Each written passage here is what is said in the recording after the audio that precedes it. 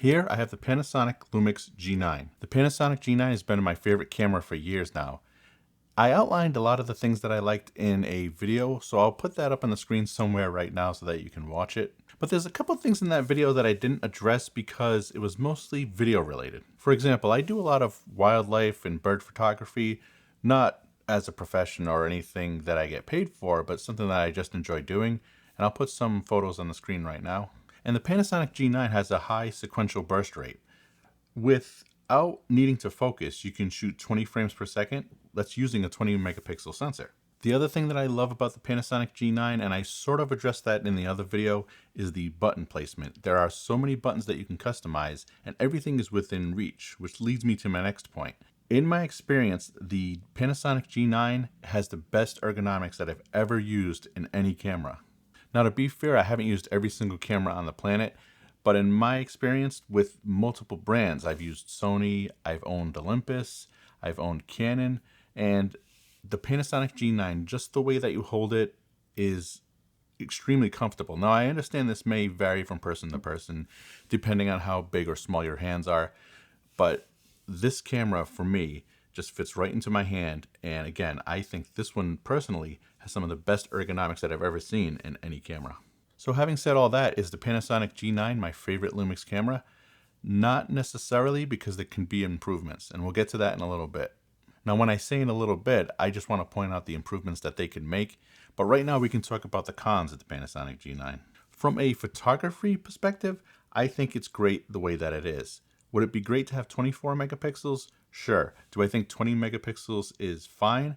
Yes, I do. And actually, I think that's not even making a justification for it. I'd say if you went down to 16, that's where you might be pushing things. But 20 megapixels these days is about as low as I'd want to go, and the Panasonic G9 has that. So as I said, with all the features that it packs into here, if anything that I think they could improve, potentially maybe just add a higher megapixel count. But other than that, I've been pretty happy on the photography end when it comes to the Panasonic G9. Having said all that, what I think they could improve with this is the video. You may have seen other videos on YouTube where the creator will point out if you have maybe some lights in the background or you have a busy background in general, the camera, depending on the lens of course, will start to fluctuate really quickly, and that absolutely happens. Now, there is a trick to get that working somewhat efficiently, but that doesn't disappear entirely.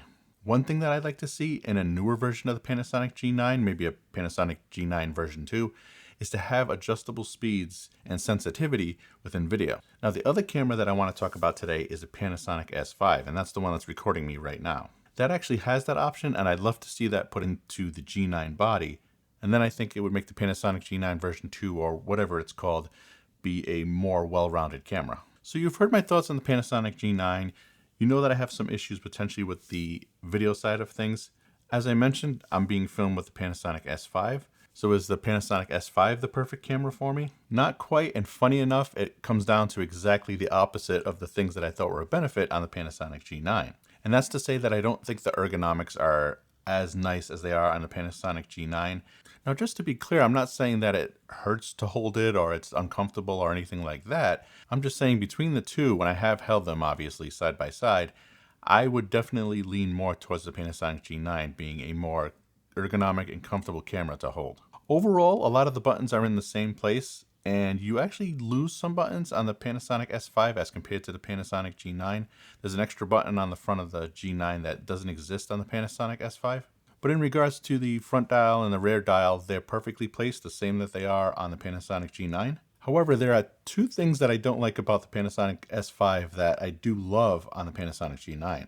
And one of those is the joystick. On the Panasonic G9, it is placed in a location where my thumb goes right to it. It feels a little more robust than it is on the Panasonic S5. I don't know if it's smaller. I haven't really compared those side by side, but it's a little uncomfortable to move the joystick on the Panasonic S5 as opposed to the Panasonic G9.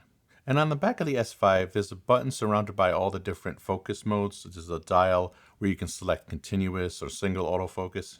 But if you're not using this camera as a video camera, it's actually placed right next to the eyepiece.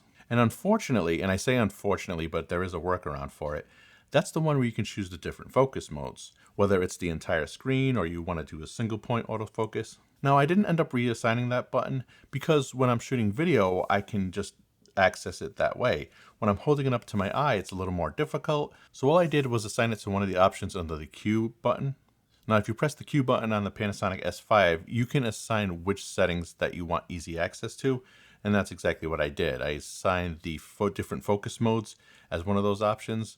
So if I'm holding it up to my eye, then that's all I have to do. Hit the Q button, make my selection, and it's all set. Now, it's not just the ergonomics or the different button placements, but it also has to do with the other thing that I mentioned about the Panasonic G9 that I like the most. And that has to do with shooting photos. The burst mode on the Panasonic S5, I believe, goes up to 7 frames per second. If that's wrong, I'll correct that on screen right now. Now, to be fair, that's a lot better than we had years and years ago. But here we are in 2022, and we're also comparing it against another camera that was actually released before it. So let's talk about some elephants in the room. Why am I comparing these two cameras? There are other cameras that shoot better and quicker and have different video functions. I know I have two different systems here. I have the Panasonic S5 with the L mount and the Panasonic G9 with the Micro Four Thirds mount. But the things that they do have in common are what I like about the Panasonic systems. And they have very similar menus, even though obviously the Panasonic S5 has more options and more in the menus because it's a newer camera. Now, another argument could be made, why don't you just move up to something like the Panasonic S1 or the S1H or something like that? And I just want to have these be in a specific price range.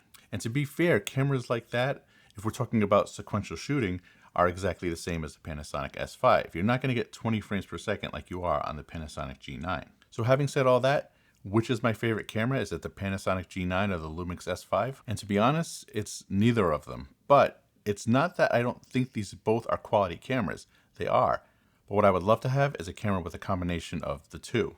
And I'll actually link to a video by another creator in the description below who pointed out some additions that he'd like to see on the Panasonic S5. And one of those was having negative 18 dB.